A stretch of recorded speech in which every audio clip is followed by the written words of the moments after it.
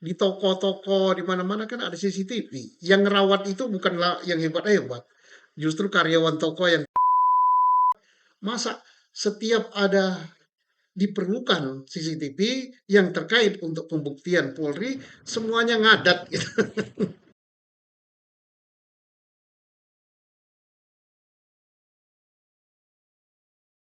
Pak Susno, ada pertanyaan yang mulai marak di kaum netizen nih ya Pak ya, Iya, mengenai CCTV.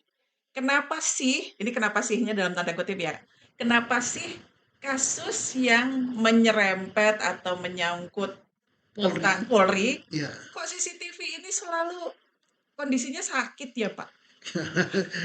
Selalu bermasalah. Ya, Iya. kalau kita lihat ya, memang ini menimbulkan pertanyaan. Hmm, Seingat kita saja yang besar-besar, kasus Duren 3, Sambo, betul, itu satu. CCTV disambar petir, Petir. dur, Ya. rusak. Terus yang kedua, kasus Cirebon 2016.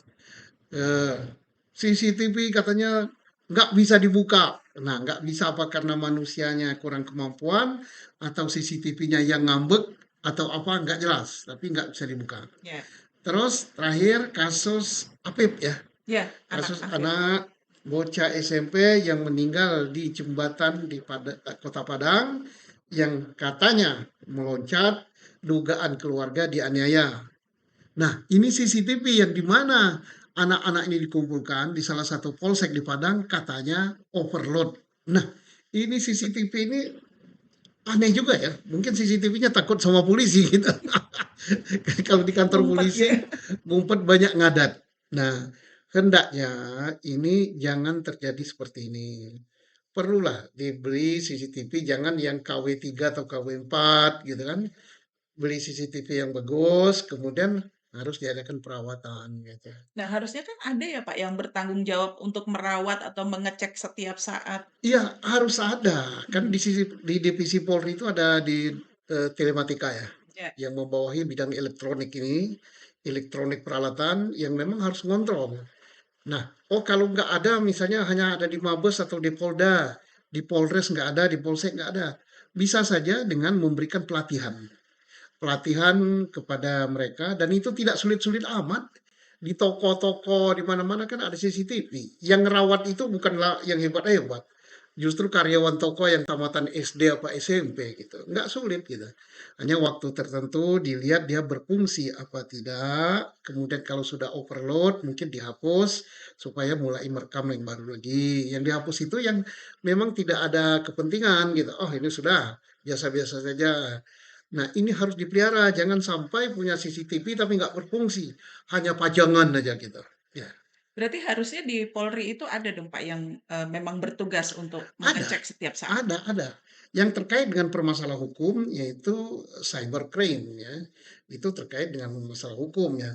Tapi yang terkait dengan pemeliharaan perawatan ada telematika ya yang merawat itu. Nah, ini tinggal diajar. Kalau tidak sampai ke polsek tadi, ya tinggal diberi pengetahuan mereka untuk merawat dan mengecek. Karena itu sangat penting. CCTV itu adalah salah satu alat untuk scientific crime investigation yang hasilnya akan menghasilkan bukti forensik yang sangat menunjang di dalam pembuktian. Nah, sekarang apa sih Pak catatan kecil lah boleh dibilang gitu supaya CCTV ini menjadi bagian untuk memecahkan masalah Pak, bukan justru menjadi bagian dari masalah itu sendiri. Iya, dibuat aturan khusus. Saya nggak tahu sudah ada apa belum. Hmm. Di Mabes Polri itu dibuat SOP tentang CCTV di kesatuan-kesatuan Polri yang harus terawat dengan baik dan dicek dengan baik. Kemudian, oh kalau memang nggak ada anggaran, ya oleh Mabes Polri dianggarkan. Karena itu sangat penting. Dianggarkan, mintakan anggaran kepada pemerintah agar semua satuan Polri dan tempat-tempat strategis di kantor Polri atau di manalah di pos-pos Polri dipasang CCTV. Itu penting sekali. Dan CCTV harus berfungsi, harus bermanfaat.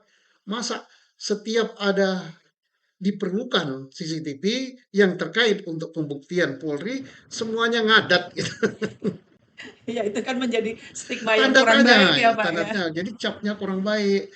Jadi masyarakat beranggapan, wah ini dia kali ini akal-akalan. Padahal belum tentu ya. Kita tidak negative thinking, tapi faktanya begitu. Nah, oleh karena faktanya begitu, ya udah perbaikilah kita. Hmm. Baik. Ya,